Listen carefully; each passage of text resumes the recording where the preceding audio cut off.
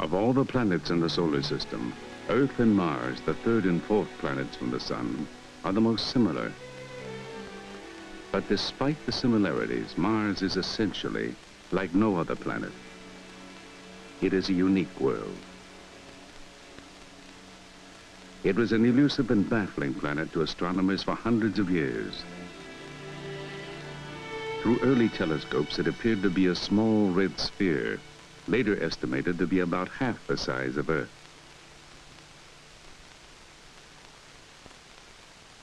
One of the earliest known representations of the planet, drawn in 1659, indicated markings on the surface, and by the movement of these dark patches across the disk, it was shown that Mars rotated on its axis in a period only a little longer than Earth's, about 24½ hours. It was observed, too, that the tilt of its axis, like the Earth's, exposes its polar regions alternately to the sunlight. Thus, each hemisphere has a summer and winter period. And since Mars orbits the Sun in 687 Earth days, one Martian year in each of its seasons is almost twice as long as Earth's. Later mappings of the planet displayed light and dark regions identified erroneously as continents and oceans. The land masses red as the sandstone districts on Earth, the water a greenish blue. In 1877, an Italian astronomer, Giovanni Schiaparelli, discovered what he called canali, or channels, resembling, he said, the finest threads of a spider's web drawn across the disk. In America, Percival Lowell founded an observatory to study these Martian features. Massive irrigation systems, he called them, designed to carry water from the melting ice caps to the major centers of a dying civilization. Science fiction writers populated the cities with terrible creatures of heroic size, with skills beyond Earthman's dreams.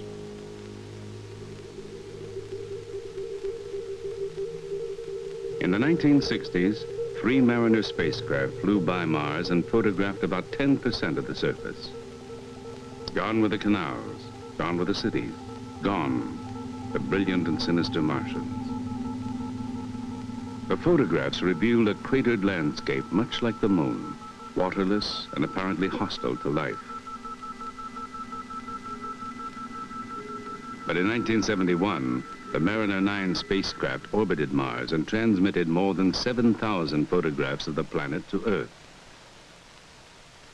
The extensive mapping revealed a new and unexpected world. The southern hemisphere, seen by earlier spacecraft, flattened and gouged by the impact of meteorites. The northern hemisphere, a vast plain with few craters, and rising from the plain, a great dome called Tharsis, topped by giant volcanoes. The plateau that joins the two hemispheres is cut by a vast and deep canyon, and by channels with the characteristic patterns of stream beds on Earth. Some of the channels suggested that water may once have flowed on Mars, and thus life might have evolved and possibly adapted to Mars' changing conditions. And then in 1975, 2 Viking spacecraft were launched, each of which was programmed to land a robot on the Martian surface. One of its principal objectives was to test for the presence or absence of living organisms. A communication system linked the spacecraft to the Mission Control and Computing Center in Pasadena, California.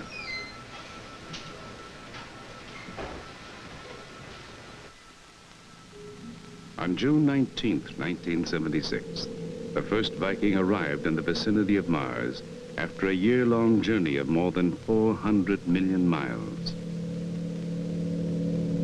Once in orbit, its cameras were turned to a detailed examination of the landing area. Imaging teams on Earth scanned some 800 photographs covering a territory about the size of Texas. The chosen landing site was a flat expanse with a few impact craters, one of the lowest regions on the surface. On July 20th, 1976, flight controllers ordered the lander to separate from the orbiter. 5, 4, 3, 2, 1, separation. Descent sequencing, we're at mission event word 0, and we have DL separation. Because of Mars' great distance from Earth, the signal traveling at the speed of light, 186,000 miles per second, took 19 minutes to reach the spacecraft. This necessitated a completely automated system on board for carrying out the landing maneuver. During the lander's descent, its instruments analyzed the properties of the thin Martian atmosphere. 9,000 feet coming up on quarter bar. Good roll attitude hold. Getting close to quarter bar. Firm quarter bar. 2 loops and a high. Got it. We have quarter bar. Lander confirmed parachute deployed. Recon 1, TM2. Drive sync. UHF minus 105. Format 3 is in sync. All right. Format 3 in sync. Leg deployed. 4,800 feet, 177 feet per second. Confirm roll maneuver. Parachute separation. Roger. Minus 105. 23 inches. 2,600 feet, 188 feet per second. 2,600 feet. 2,600 feet.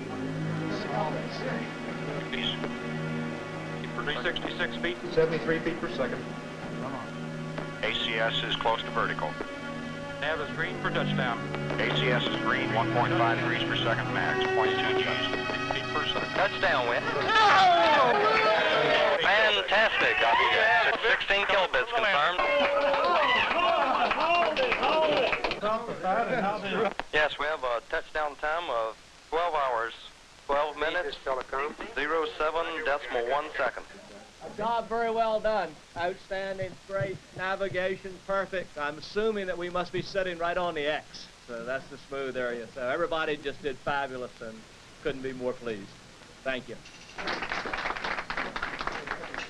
25 seconds after landing, one of the 2 cameras was initiated and scanned the first picture of the Martian surface. About a half an hour later, when it started to come back from the orbiter, and we got the first 7 lines on the TV monitors, you could see gray and white light levels, and we knew there was something there. Look at the beautiful rocks. Fantastic. And all of a sudden, we were looking at the surface of Mars, and it was clear, it wasn't dusty, it was sharp. And when we got to the end of that first picture, with the dust and small pebbles in the footpad, it was just, it was really a miracle. In an instant, the picture was wiped off the TV monitors, and behind it came the filling in of the second picture, a long panoramic view that covers 300 degrees and extends from the lander to the horizon. It disclosed a sector of the basin called Chrysi Planitia, covered with sand or dust and littered with rocks. The following day, Viking sent back the first color picture. A fine dust, red or yellow-brown, covers the ground. The sky is a light tint of the same color due to the particles of dust suspended in the air. 45 days after these historic events, Viking 2 landed at an area 4,600 miles northwest of Viking 1's landing site. A vast plain, littered too with rocks resembling those on Earth, produced by volcanic processes or by meteorite impact. While the landers conducted experiments on the surface, the orbiters swinging around the planet measured variations in moisture and temperature and took high-resolution photographs of the Martian terrain.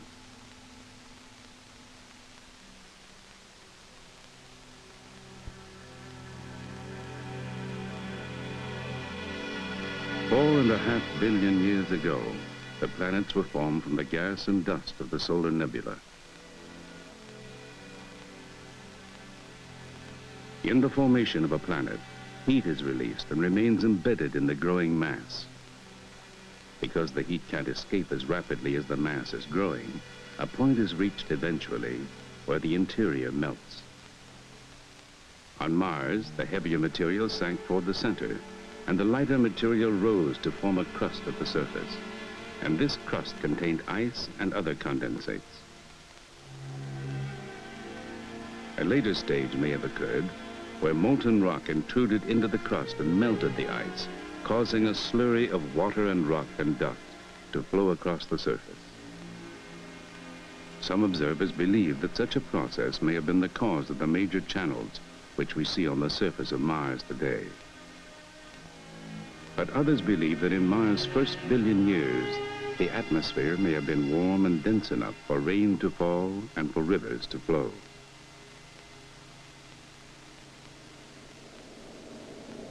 Gradually, the original thick, wet, and warm blanket of the atmosphere evolved into the thin, dry carbon dioxide atmosphere we find there today. Because of Mars' low atmospheric pressure and low temperatures, water can't exist in liquid form. It must either freeze or evaporate. But while there are no oceans or rivers on Mars, there is more water in total than anyone had expected.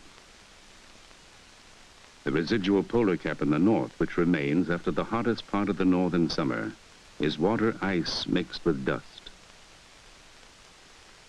And the measurements of the seasonal behavior of water vapor over the planet suggest that there is a vast reservoir of ice beneath the surface, so that one can think of the residual polar cap as the tip of an iceberg protruding from a sea of rock. At lower latitudes, the water vapor condenses to form clouds that ride high in the atmosphere or swirl around the slopes of Martian volcanoes. And further south, in the canyons and valleys, there is frequently an ice haze seen to form and evaporate in the early hours of the morning as the sun warms the atmosphere. On Earth, the ocean's heat and moisture and the heat and air currents over land masses interact to produce complex weather patterns.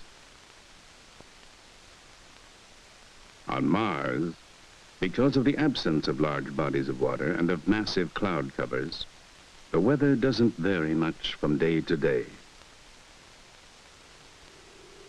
Like a remote weather station on Earth, Viking's meteorology instrument measures Mars' atmospheric pressure, temperature, wind speed, and wind direction. Temperatures range from minus 122 degrees Fahrenheit just after dawn to minus 22 degrees in the mid-afternoon. Light winds from the east in the late afternoon change to light winds from the southwest after midnight. Maximum wind speed is 15 miles per hour. But in the early summer, the heating of dust particles in the air generates violent dust storms in the low regions of the planet. Driven by winds that reach 150 miles an hour, they may blanket the entire planet in a few days. In order to understand the geology and physics of wind-blown particles on Mars, we're conducting a series of experiments using this enormous space environment chamber here at NASA's Ames Research Center. We've placed an open circuit wind tunnel in this chamber, and we're able to operate at atmospheric surface pressures comparable to those on Mars.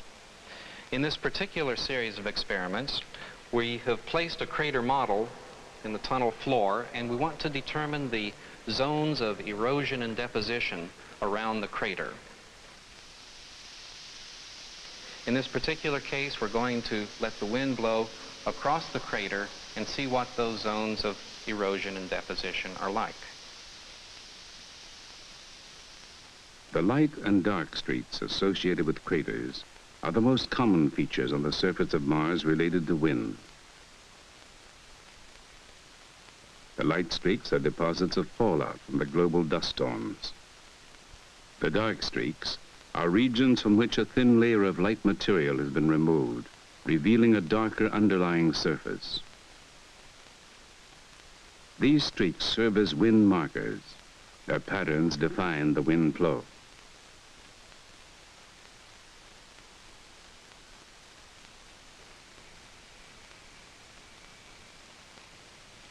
To the geologist, the features seen in the tens of thousands of photographs transmitted by Viking are the visible signs of the enormous forces and processes that have shaped the surface of Mars.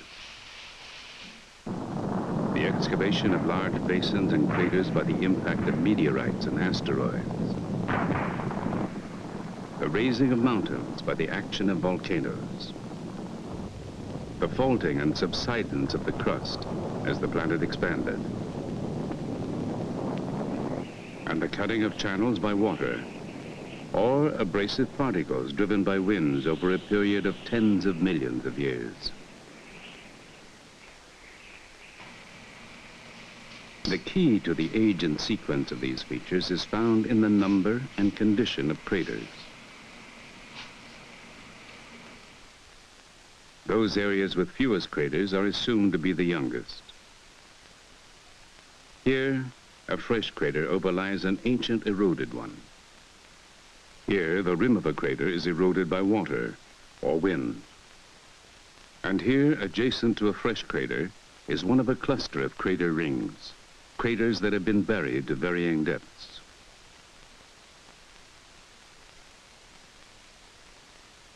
Over millions of years, the repeated flows of lava built the volcanic mountains of Mars. 12 are larger than any on Earth.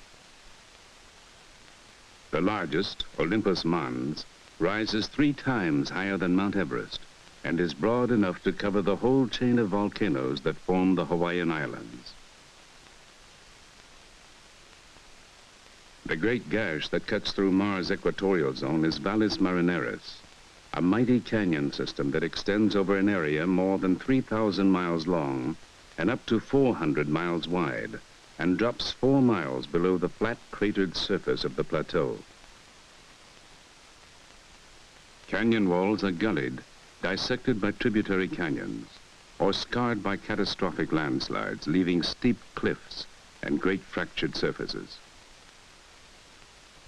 Extending for 30 miles on the canyon floor is a field of sand dunes, suggesting that some of the debris produced by the collapse of the canyon walls was removed by wind.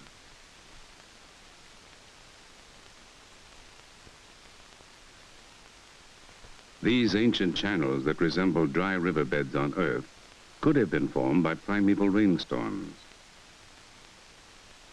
But the vast channel systems that start in areas of collapsed terrain, with broad streamlines extending hundreds of miles across the lowlands, and teardrop-shaped islands soaring to thousands of feet above the channel bed, testify to a process without any parallel on Earth. Viking also photographed the 2 cratered moons of Mars, Phobos, the inner moon, marked by striations which, on closer view, resolve into grooves several miles long, and Deimos, the smaller outer moon. Viking, traveling at 3,800 miles an hour and passing only 30 miles away, could observe boulders on the moon's surface, some as large as 100 feet across. The geologic record of the planet suggests that Mars, like the Earth, has experienced periodic changes of climate. The best evidence of this is seen in the strange spiral patterns of Mars' polar regions. The dark bands are scarps or cliffs of bare ground within the North Polar ice cap. On each scarp are numerous small terraces eroded from layered rocks. This is a model of layered terrain, an area about 40 miles across. It is believed that the large scarps and the small terraces represent 2 different cycles of climatic change which occur simultaneously. Because of Mars' oscillation in its orbit about the sun, the polar regions are alternately warm and cold, for periods of tens of thousands to millions of years. During the cold period, mixtures of dust and ice were deposited in a series of near horizontal layers, obscuring the underlying topography. Then a period of warmer climate followed, and erosion set in, cutting deep valleys into the icy mass of the polar caps. After the erosion cycle, new layers were laid down, and another episode of erosion followed. This oblique truncating of one set of terraces by another indicates that the climate turns on and off, the first geological evidence for cyclical climatic change on a planet other than the Earth. The speculations about changes in the atmosphere and climate were closely related to the notion that life in some form might exist on Mars. On Earth, life developed several billion years ago, at a time when the overall properties of Mars and the Earth were very similar. Now, over the ensuing billions of years, Mars and the Earth evolved separately. However, Mars today still has chemicals on its surface, an atmosphere, temperatures and pressures within which we believe life can exist. The Viking lander was equipped with 3 life detection experiments designed to test for chemical changes caused by life processes that are familiar to us on Earth. On Earth, all living organisms interact with the environment through a process called metabolism. Animals, for example, take oxygen from the environment and use it to combust food, thereby obtaining energy. At the same time, they release carbon dioxide and other waste products into the environment. Green plants and some microorganisms do the reverse in the process of photosynthesis. They remove carbon dioxide from the environment, and using sunlight as the energy source, they convert the carbon dioxide into organic matter and release oxygen into the environment.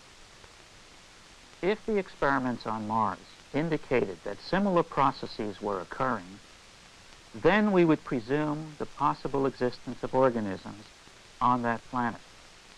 Well, our results on Mars in certain experiments gave us data that seemed to mimic the metabolism of living organisms. However, careful analysis of that data indicates that it is probably the result of chemical rather than biological processes.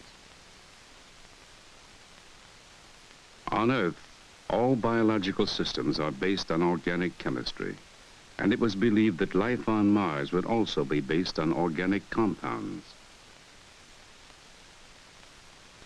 The notion was strengthened when experiments on Earth demonstrated that organic materials can be formed under simulated Martian conditions. We used finely powdered minerals like those expected on the Martian surface. Then we added traces of water vapor and radioactive carbon monoxide at low pressure. To simulate Martian sunlight, we irradiated the mixture with light from a xenon arc lamp. When we heated the sample and captured the gases that were formed, our radiation counter showed that the carbon monoxide and water had been converted to organic compounds. But Viking's instruments failed to detect organic compounds of any kind.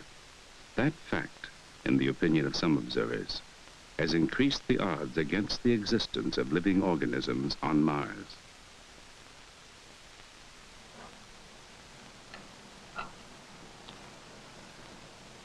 If we were able to do 1,000 experiments, different experiments on Mars, and to do these in a wide variety of places on Mars, in the canyons, on the polar caps, in some deep areas of the surface, and if in all of these experiments we got negative results, then the answer to the question, is there life on Mars, would almost certainly be no.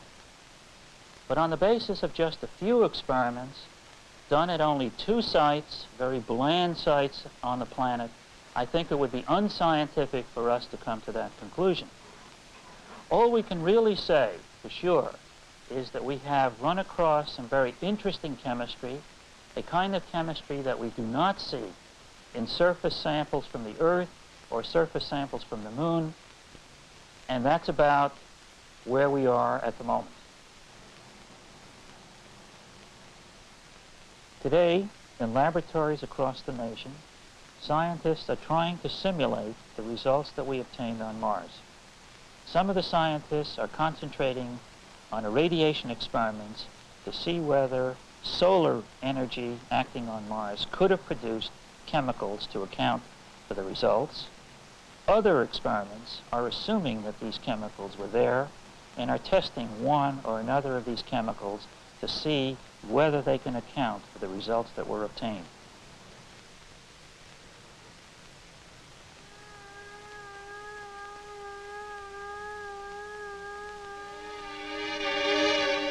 The question of life on Mars is only one of the inexhaustible number of questions for which we continue to seek answers in space.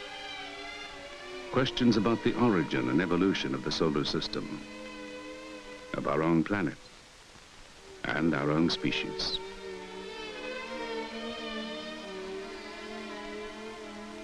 The search for answers is a goal of planetary exploration, and the journeys of our spacecraft to the near and far reaches of the solar system are beginning to provide some of the answers.